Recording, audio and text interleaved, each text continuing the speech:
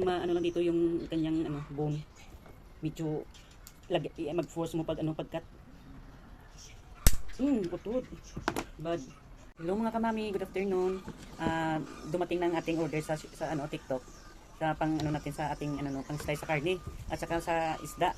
So ipakita ko sa inyo kung okay talaga yung pag-slice natin sa ating isda.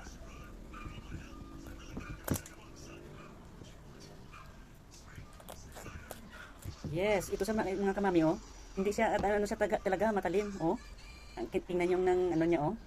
So di ba ang bilis? Ito naman pang kunin natin ang kanyang ano. So di ba ang dali? Ang kanyang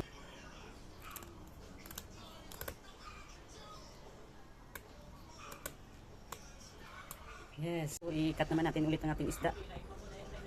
Pang tatlo na tong cutting natin sa isda natin.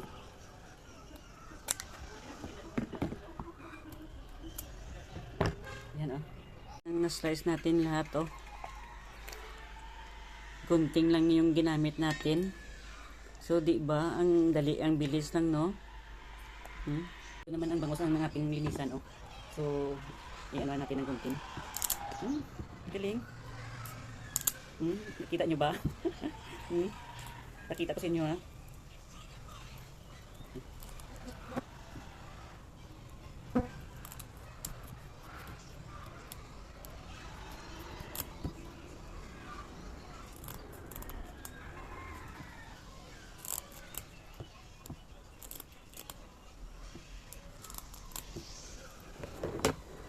So, itry naman natin ang ating bangus. Kung makaya niya mag-slice nito. Tingnan natin. Ang laki pala eh. Try lang natin kung makaya niya i-slice. Kasi ang laki.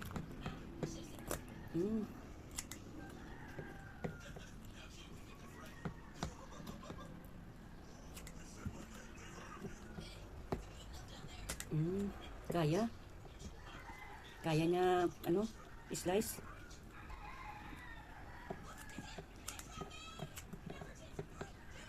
Malaki lang siya kasi ang bangus natin eh. Kaya niya oh. So di ba ang ganda no? Ang ganda ng ating scissor cutter.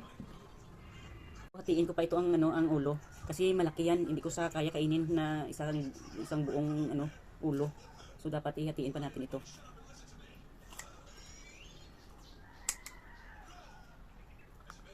Ang galing.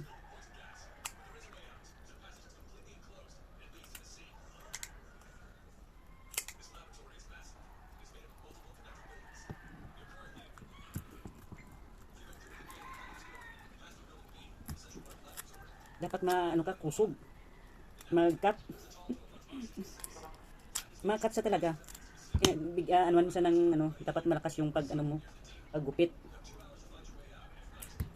So di ba? Hati niya ang ating bangus oh. Naman ang bangus ating ikat. Ang kanyang ano.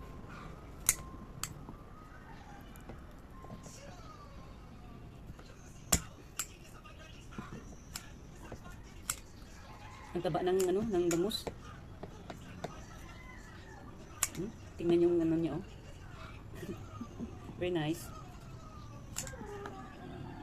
Binagyan ko lang ng guide kung ano kalaki ang ating slice ng ating bangus.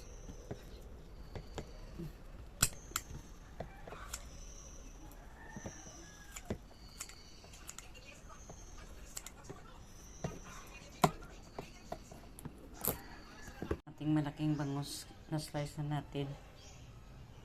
Ito na ang 5 piraso na maliit na bangus. Ayan yan. So, ito yung iba niyang kasama. 5 piraso ito. 1 kilo. Ito lang isda natin sa 1,000 na pinabili ko kanina.